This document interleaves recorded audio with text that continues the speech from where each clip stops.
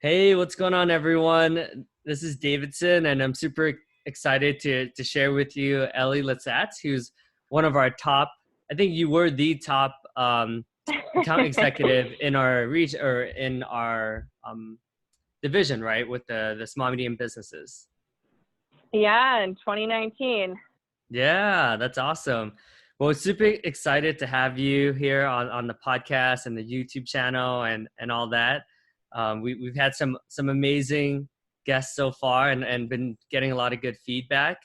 And yeah, I'm super excited to kind of like dig in a little bit deeper into how you became number one and how you had your success. So would love to ask Yeah. you some questions, but first, like, tell us a little bit more about yourself. Like, what are you into? Things like that. Yeah. No, thanks for having me. I'm honored. I've actually watched a couple people that you've interviewed, so I feel truly blessed to be here right now. But as far as a little bit about me, I am a Midwestern girl, originally from Michigan. In fact, if anyone is familiar with the geographical side of Michigan, I'm from the Upper Peninsula, so we're known up there as Upers. Most common misconceptions are that people ask if we have electricity and running water and working bathrooms and all those types of things. And I'm happy to report that we do. Let's see. I'm a big family person. I love being outdoors. I moved to Chicago over 3 years ago to start work here at our company. And I love it. I'm just exploring new avenues day by day and taking life as it comes.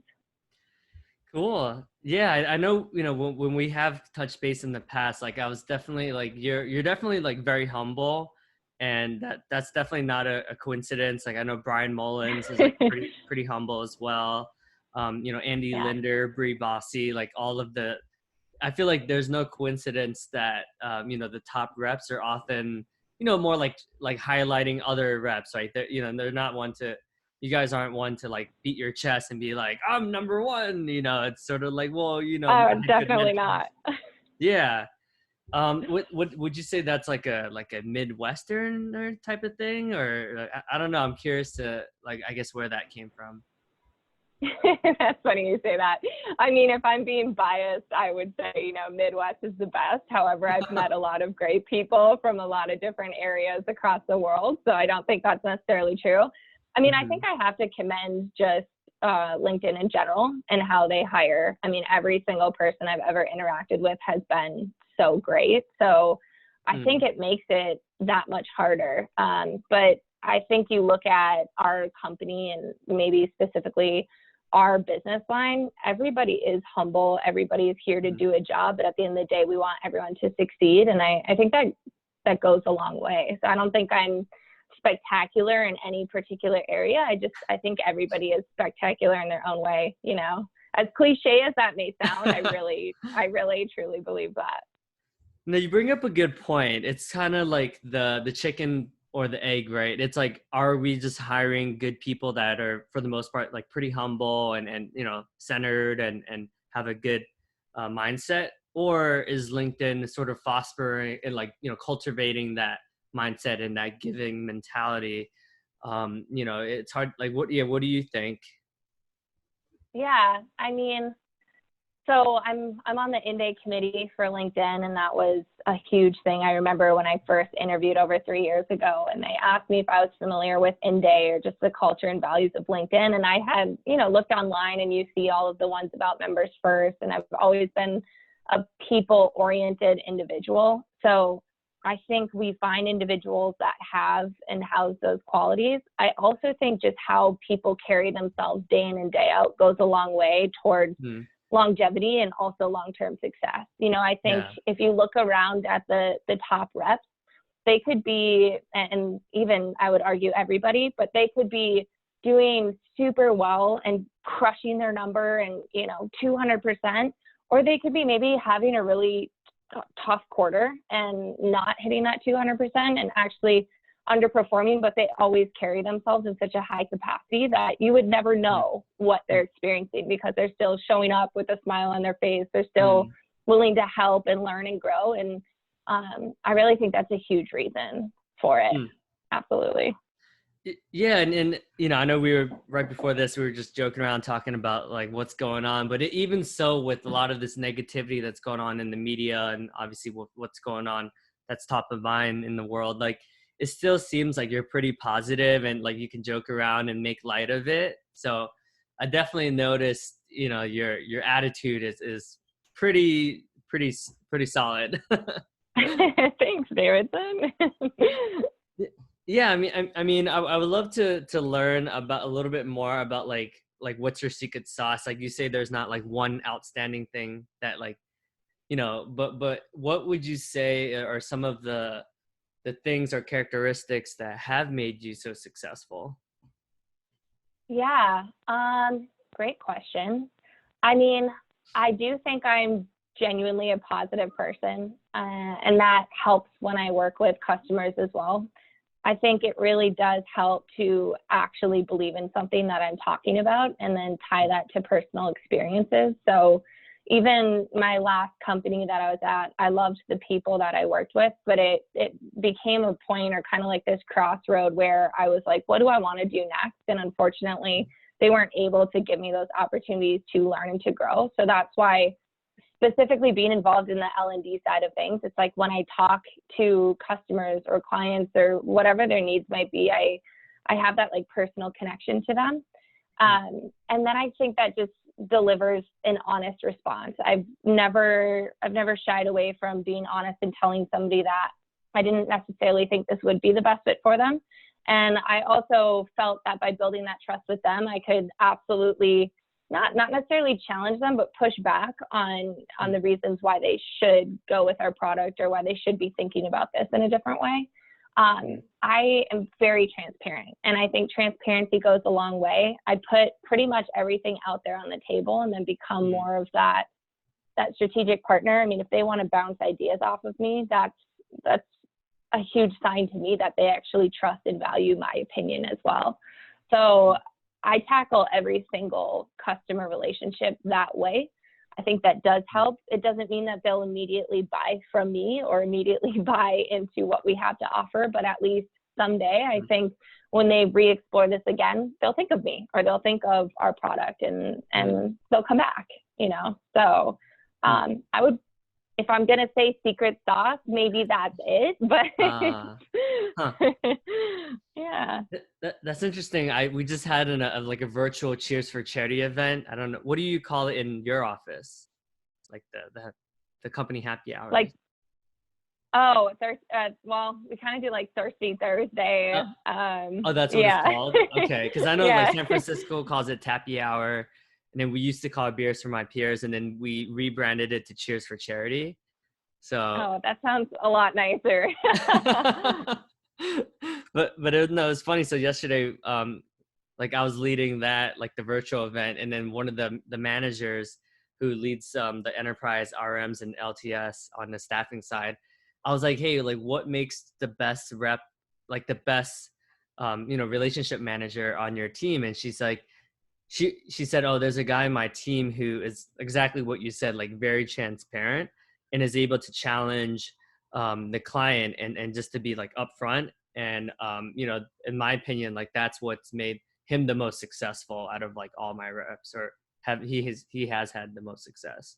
So that's interesting. Yeah. That's a definitely correlation. Yeah, for sure. I think there's also like a unique, when you say the word challenge, a lot of times people associate almost like a negative connotation with it. And I think there's a way to challenge in a respectful manner where you're actually just building more credibility and trust for yourself, right? So when I even say like I'm challenging somebody, it's mainly because I feel invested in this relationship that they are going to listen to me and they are going to hear me out. And it's not in a rude way at all. It's just me just kind of saying exactly how it is and hoping that they'll meet me halfway or at least continue to give that back to me too, right? It's it kind of goes back to that, getting that slow no. Nobody likes a slow no. Yeah. I could definitely probably use some help with that, because sometimes like I want to say something, but I'm just like, oh, like there's no point. And then I definitely think that it like maybe challenge is like a bad way to phrase it, but more just like by being curious, like getting them to come up with Yeah. like a realization that's different than the status quo or, you know, what they believe to be Hmm. true. For sure. Yeah. Okay. No, thanks for sharing that. Would also love to learn, you know, I know you're in your new role. Have you officially started your new role? April 1st. Oh, that's pretty A couple soon. weeks left. That's Yeah, pretty it's coming exciting. quick. Yeah, it's a weird transition to say that I'm working from home for the next couple weeks, then all of a sudden we get back and it's going to be totally different. Oh But it'll be yeah. a Huh. it'll be a good challenge regardless. Yeah. Yeah. Okay. Yeah. So I'm sure we'll have to catch up to see how that's going, but I'm sure you'll crush it like you do with everything else. Thank you. Uh, Thank you. So I'm will curious. you. I'm curious too. I was taking a look at your profile and I see that you have like all these awards and whatnot. What can you Oh gosh. tell me a lot? Tell me about the Outstanding Woman in Business Award. Like that's something that you have to like tell us about. That's so funny. When you mentioned that to me, I was like, oh my gosh, that was a while ago. It's kind of crazy how fast time flies. I even forgot that I had that listed on my profile, You to be forgot. honest. But I know. Hilarious. Yeah, I think that was when I was going to Michigan Technological University, my alma mater, and I was heavily involved in the business and economics school, and they would hold annual competitions. It's an award similar to, you know, how when we do performance reviews, they look at leverage or leadership and outside of results. Yeah. It's like that, but it was for my university, and so it looked at ways that you got involved in the community. I actually grew up in the same town that I went to school, so I was heavily involved with a lot of organizations around there, like Little Brothers, Friends of the Elderly, Big Brothers, Big Sisters. So I was already really heavily involved in the community. With the career side of things, I actually attended a couple business competitions where we had to go and sell a product and write a business plan. And it doesn't hurt when you have good grades. Another big thing that we did, it's called Winter Carnival. And I feel like the best way to describe it would be like a homecoming for a high school or any type of university where they get together and there's a big sports games. We called it Winter Carnival. It was in the February month. And instead of a giant sporting event, they actually get different organizations around the university to build snow statues. They are themed. So like one year, for instance, it was Disney themed. And so you'd walk around and you'd see Snow White and the Seven Dwarfs, but it would be entirely made out of snow and ice. So they actually would have a Snow White in a glass iced over case. Yeah. And part of my involvement was in the Blue Key National Honor Society. We actually ran that event. So it's a combination of those things that I got put up for the award, and I felt very honored just because I'm very, very proud of where I'm from. And so it was just cool to be recognized as a local individual within the university doing things above and beyond. So, yeah. That's awesome. So you're involved with Day. Like, do you like heal babies and like I don't know. Yeah, dude, I haven't gotten involved in that. I want to start off with walking dogs first. So if anybody So you got needs a dog walker, you got the elderly covered. You know, you with the dogs, and then like younger people with brothers and sisters. Yeah, you're chalking me up to be a superhero, and I'm far from it. But I don't know. Oh man, that's awesome. I appreciate that. I think for me, I want to do things because I enjoy doing them, but mainly because I enjoy making people happy. So I think that's why I love Day, right? Like it's just part of a huge part of our culture. And I think that's also why you look at my past. I never did things with the intent that I would be recognized for them. I did them because I wanted to and I chose to, which made it that much more like a feel-good moment for me looking back. And then if people do notice that, you're like, wow, I'm living by my own moral code and I'm doing these things because I want to. So it feels good all around for sure. But far from a superhero. Hey, it's all relative, right? You could be a superhero to a lot of people's eyes. So, definitely don't discount yourself. But I'm also curious too. I feel like you've had experience like studying like abroad, right? I hear from a lot of leaders, like executive, people from like executive leadership team. They often speak really highly about those experiences. Like, would you share like kind of some of the takeaways you've gotten from that? For sure. I was fortunate enough to host several exchange students while I was younger. So from the grades from my parents started doing it when I was in 6th grade up until I was about a junior or senior in high school.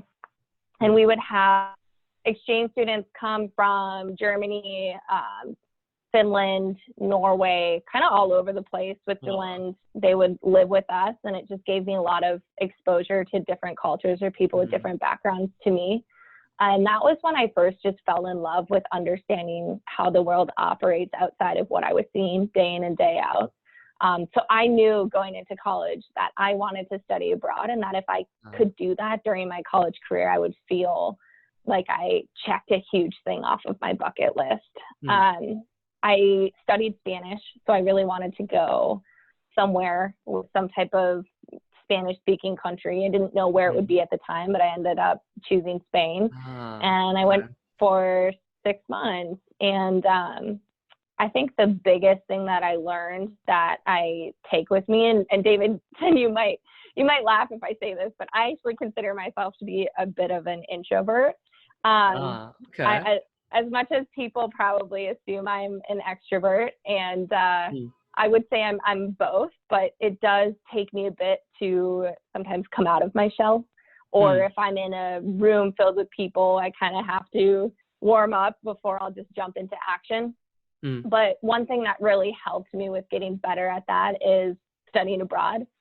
I went entirely on my own, didn't know anybody, didn't have a phone. I got lost the first day, was walking around speaking Spanish, pointing on a map, trying to find my apartment. And it was a big challenge, but I realized I actually like forcing myself to be uncomfortable, because I feel like that's when you learn the most about yourself and you also grow the most.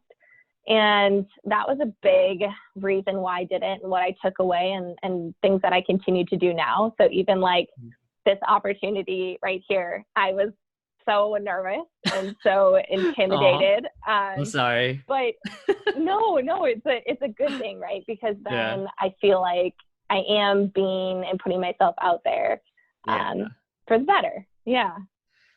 That's awesome. Yeah, I definitely agree with you. Like I purposely try to be uncomfortable like every day. That's like one of my goals.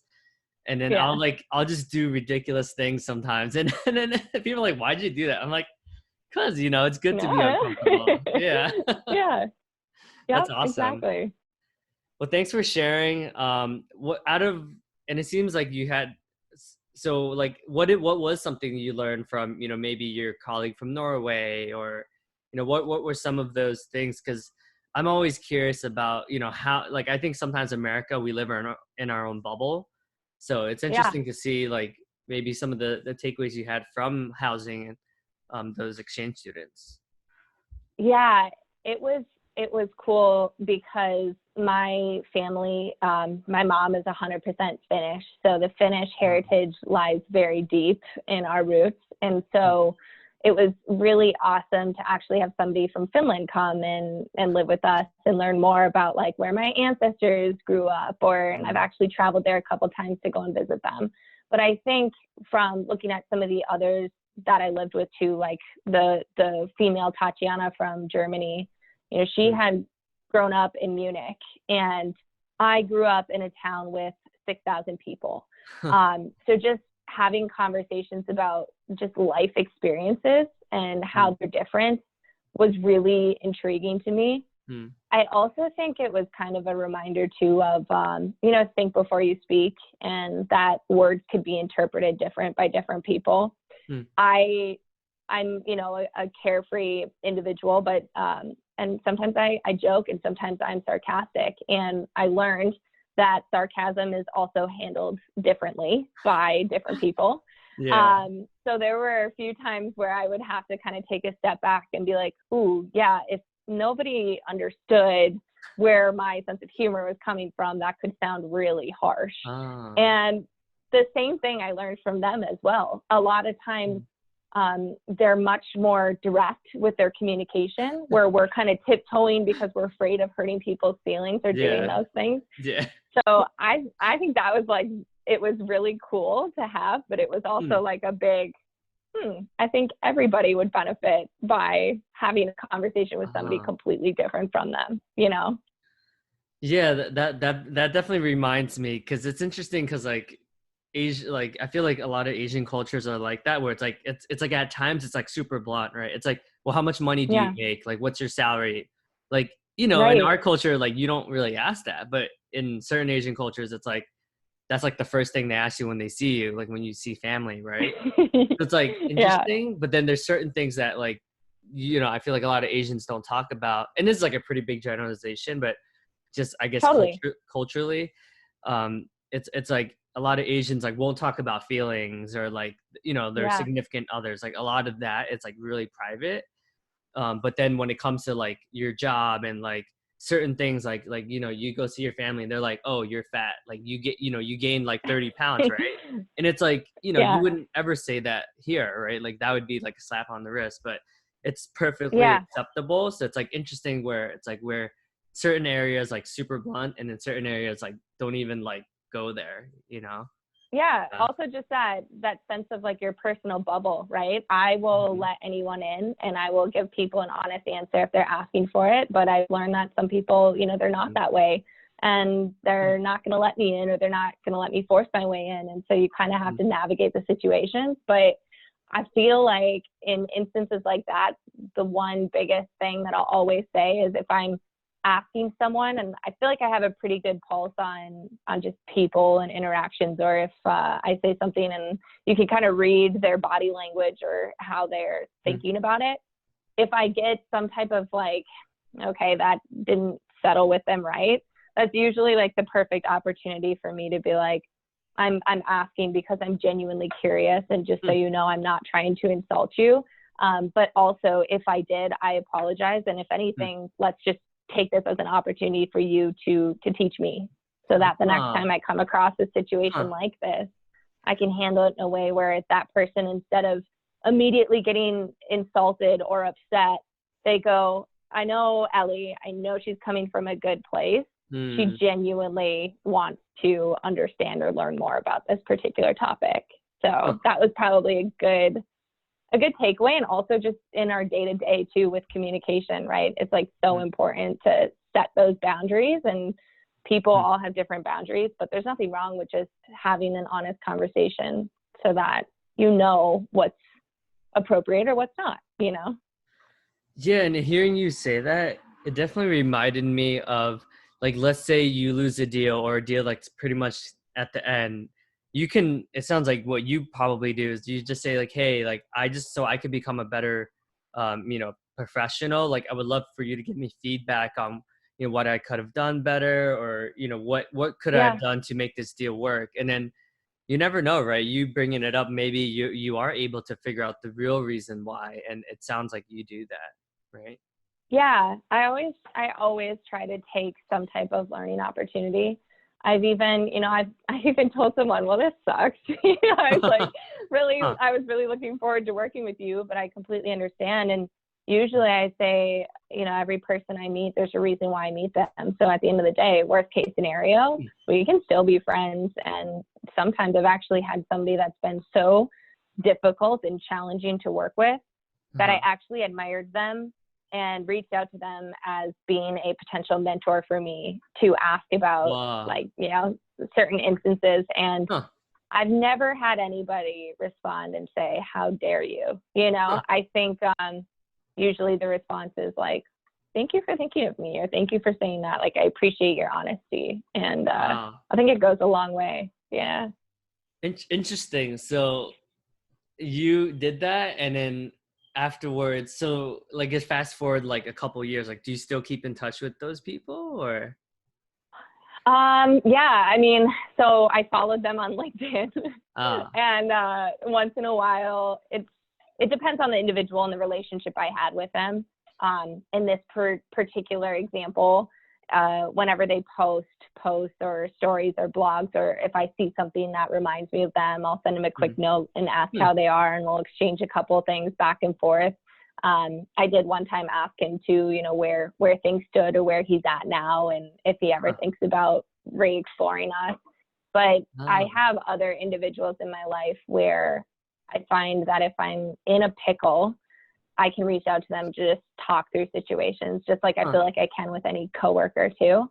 wow. And it's nice to have like almost like your board of executives, those people that are close to you. They could be family, they could be friends, they could be somebody that impacted you that you can go and get advice from. So I really like having like a circle table filled with a lot of different individuals. That's so interesting. And so you don't only pick people that were difficult to work, like in the beginning, right? Like this is like, you're just saying in general. Yeah. And I purposely pick people. Yes, I could pick, my best friend who's identical to me, but I try to not pick people similar to me because I want diversity in other people's opinions as well. Well, that's so it's interesting. a blessing. Yeah, it's a blessing and a curse. My mom, bless her heart, but she always would force me to view the other person's opinion. And there would be times where I'd be like, why can't you just say I'm right? Or why can't you just agree with me for once? Right. But in hindsight, looking back, it was so crucial for me to learn that, so that now whenever I'm posed with any challenge or objection, personal or professional, I can always take a step back and think about, okay, why am I reacting this way? How would they potentially react? And then almost think through it and talk through it more rationally versus acting on emotion. Yeah. That kind of reminds me of, I know Linder, one of my biggest takeaways, and it sounds like you have a similar mindset, was he said that he has a lot of mentors that each add different dimensions to his, his way of thinking. So it sounds like, you had this mentality prior to, obviously like being friends with Linder, right? Yeah. Oh, for sure. For sure. And I think it just reaffirms too, the people that we work with, right? Like we're all fantastic, but I also think there's a huge reason why I am the way I am because of past experiences. So it's actually really cool to hear that we think that way, because I don't know if I've actually had that conversation with Linder myself. So it's good that, we can both full circle feel the same way about it. Yeah, it was actually like a pretty big takeaway for me, just because I think I gravitate more towards like similar mindsets, whether it's like Tony Robbins or Lewis Howes or just certain people that I can identify with. So maybe I think diversifying my board of directors would be good, because I do think that, for the most part, like I feel like the people that I tend to like read their biographies and stuff like that, I do think is more of like my type of personality archetype. So it'd be interesting to see what would happen from that. Yeah, definitely. Urge you to do it. Yeah, that's a good action item. So everyone who's listening, I challenge you to do the same, and then let us know how that turns out for you. I wanted to, you're clearly very passionate about LinkedIn, the culture, giving back, being a superhero, etc. Or super heroine, right? Would that be the correct terminology? Right. Yeah. I guess. Yeah, that's fine. What are some of your favorite LinkedIn learning courses? Because I think the one thing that, because how they always say like people don't remember what they say, but they remember like how you make them feel. Well, from our first conversation, I think what immediately stood out to me, or how I felt, was like, yo, she's super passionate about LinkedIn learning. Like I thought I was passionate about LinkedIn learning, but like she's like that next level. Oh my goodness. Well, I hope not everyone. Like I try to be even keel about it, because I don't want to be. I mean that in like a really positive way. No, for sure. It's actually funny whenever we do demos with customers, and I always start with my individual profile, and I am really into any course that has to do with like happiness or, achieving success and happiness.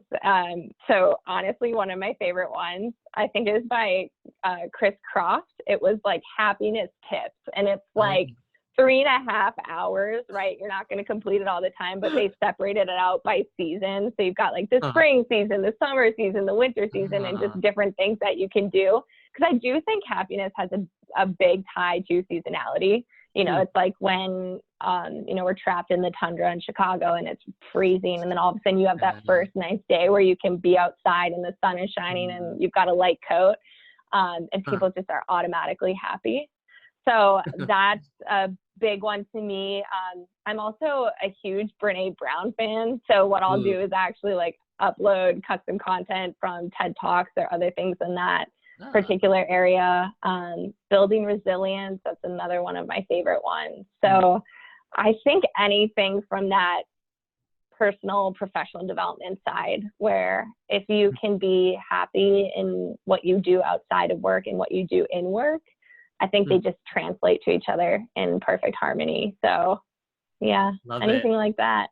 Yeah. Yeah, sure. I mean it all like ties together, right? Because like you're so passionate about LinkedIn, the culture, the people, you're making a difference, you're helping people improve their whether it's like being promotion or helping their employees like upskill and up level.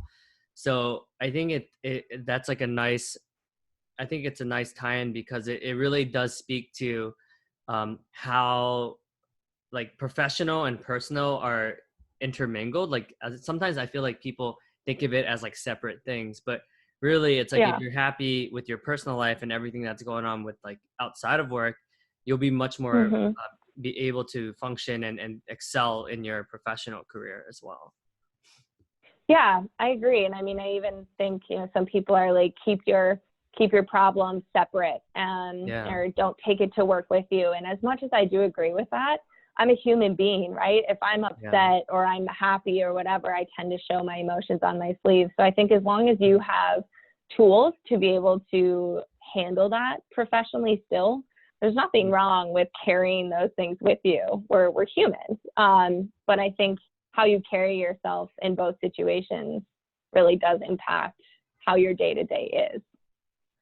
Yeah, that's all. I felt like this conversation was pretty cool. Like I felt like some of my takeaways, like right off the bat, is definitely like I feel like not only like do you give back, and I feel like you're very humble as well, which because I never met you before, right? So when I first reached out, I was like, oh, she's the number one rep. Like, let's see like how nice she is. And then when I meet you, I'm like, damn, it's hard to like not like you because you're just so nice, right?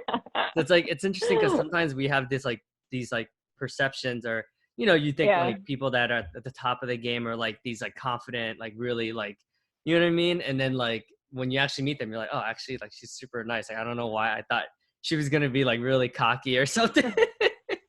I don't know. Like, I'm glad. I never judge a book by the cover, but I'm so glad that I persuaded you to think what you currently think.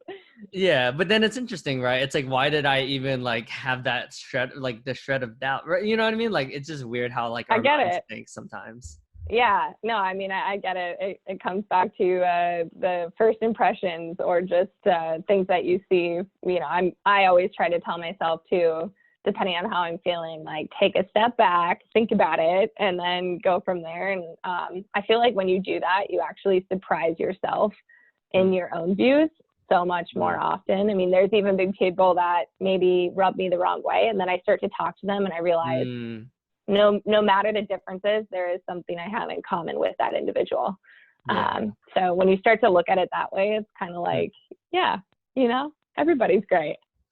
Yeah, no, it's no accident that I feel like you, Jordan, and Linder, like I always are like, yeah, you guys are like 3 rock stars, but you guys all share that mentality of like being like, I would say having like really good relationships and then being thoughtful with how you build your relationships as well, right? Like I feel like you're all pretty intentional about like the relationships that you build, and not from a place of like what can they do to help me, but more from a place of like, how can this be a mutually beneficial relationship?